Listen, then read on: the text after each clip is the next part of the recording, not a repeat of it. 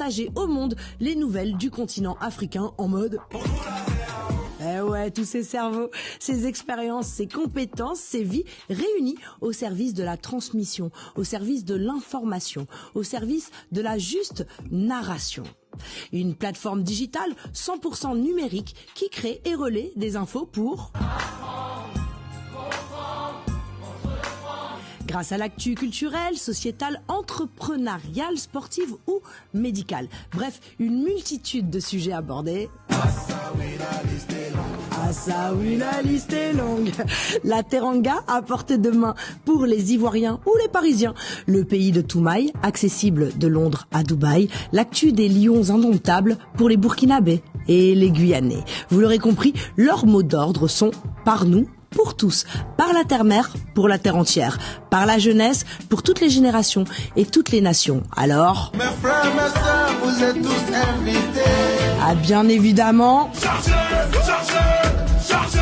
chargez l'application. L'objectif que l'Élysée s'était fixé en début de cette année, comme était en train de le dire monsieur Emmanuel Macron en début de cette vidéo, c'était de réorganiser la présence française dans notre continent. Et cette réorganisation passe par plusieurs moyens. Et ce qui nous intéresse, c'est bien sûr le domaine de l'information, le domaine des médias, puisque nous-mêmes nous sommes aussi dans ce domaine-là. Depuis le mercredi 1er octobre 2025, la France a officiellement lancé le média Zoa. Et quand on voit sur l'internet, on nous dit que Zoa, c'est la dernière née de la famille France Média Monde. Et qui parle de France Média Monde, c'est l'ensemble de RFI, France 24 et même TV5 Monde qui sont actionnaires. Ce qui nous dit que c'est les mêmes narratifs qu'ils vont essayer de répéter sous une autre forme et avec un nouvel personnel qui n'est que seulement des jeunes Africains. C'est quelque chose qu'on a vu depuis très longtemps.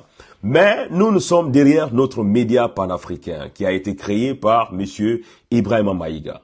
Nous sommes dans la lutte, comme je vous l'ai dit. Mais dans cette lutte-là, qu'est-ce que l'ennemi utilise pour pouvoir nous dominer, nous asservir, ou bien freiner notre élan révolutionnaire à chaque fois qu'un peuple essaie de s'affranchir?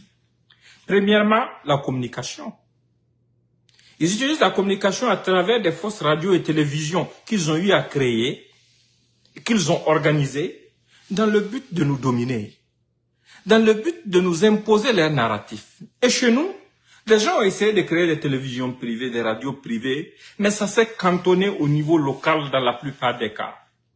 Dans certains cas, il y a des luttes de leadership, des guéguerres, des problèmes de financement et autres qui ont rendu ça compliqué. Notre génération va mettre fin à ça.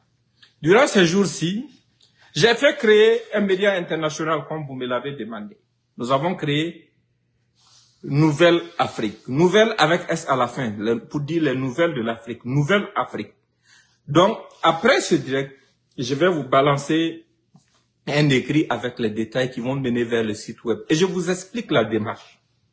C'est quelque chose qui va être très très intéressant et complet. Parce que nous sommes en train de l'améliorer actuellement. Le site web est déjà en ligne. Les différentes applications, que ce soit pour Android ou iPhone, sont en phase test. C'est moi-même, je les ai conçus. Voilà, c'est moi-même mon technicien. Donc, du coup, c'est temps de silence là. J'étais vraiment concentré. Voici comment l'application va apparaître sur vos iPhones bientôt, quand j'ai fini la phase test. Nouvelle Afrique.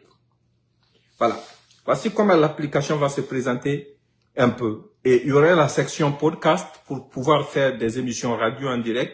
Et il y aurait les informations en live. Et 24 heures sur 24, des vidéos en live depuis l'application et depuis le site internet. Ça, je continue de travailler sur ça. Maintenant, quand vous allez finir, nous allons finir, je vais publier les détails. Et voilà comment ça va se présenter sur Android. Voilà comment ça va se présenter sur Android. Voilà comment l'application va se présenter sur Android. Ça, c'est la phase test d'Android. J'ai déjà envoyé ça à Google et on est en train de tester pour décider de quand est-ce que l'application sera téléchargeable pour tout le monde. Ça, c'est un. Et en deuxième lieu, ces informations ne seront pas seulement en français. Ça sera en français, en anglais, en chinois, en russe et en arabe. Et qu'est-ce que nous faisons? si vous allez sur le site web, vous regardez en haut, vous allez voir des détails invitant ceux qui sont experts en communication ou bien qui sont journalistes professionnels qui veulent accompagner la dynamique, qui veulent lutter pour notre cause commune, à nous envoyer un email avec leur profil. Parce que nous allons recruter des journalistes dans chaque pays où nous pouvons en trouver. Parce que cette information, cette communication sera à la hauteur des attentes et ça va concurrencer, ça va vraiment faire entendre notre voix sur le plan international, dans le monde entier, sans aucune limitation. Et j'ai commencé par les documents. J'ai fait tout ce qui est document légal pour le média. Et maintenant, je compte sur chacun d'entre vous pour partager ce direct. Et après le direct aussi, je compte sur chacun d'entre vous pour aller lire ce que je vais poster. Pour, aller visiter la page Internet du média, où j'ai déjà publié quelques articles. Et 2, pour ceux qui sont des communicants, pour nous envoyer via email, l'email du média directement, les CV et tous les détails. Et parallèlement à ça, allez vous inscrire aussi à la page Facebook du média qui est là, ainsi qu'à sa page Twitter qui est déjà certifiée et à ses autres pages Telegram et autres. Parce que vous savez, le piège c'est quoi? Qu'est-ce qui peut donner l'importance à une initiative pareille? C'est vous. C'est vous qui pouvez grandir ça. Parce qu'on dit que nous avons marre de voir des gens raconter notre histoire à notre place. Ils se cachent derrière des titres et autres pour dire celui-là c'est un journaliste professionnel qui a écrit, donc c'est forcément vrai. Donc nous avons des journalistes professionnels dans tous les pays du monde.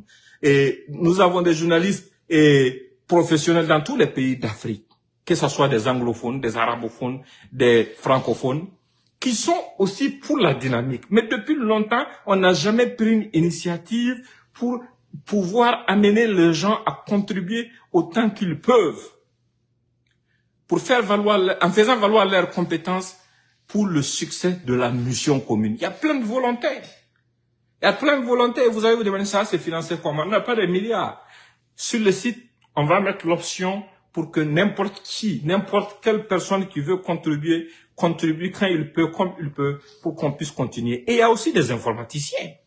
Nous avons besoin de programmeurs pour ajouter. Nous avons besoin d'experts en cybersécurité. Et nous avons tout ça là. Dans notre diaspora, on a ça dans nos pays. On en a qui sont des Wayens, on en a qui sont dans la lutte, on en a qui sont des BC.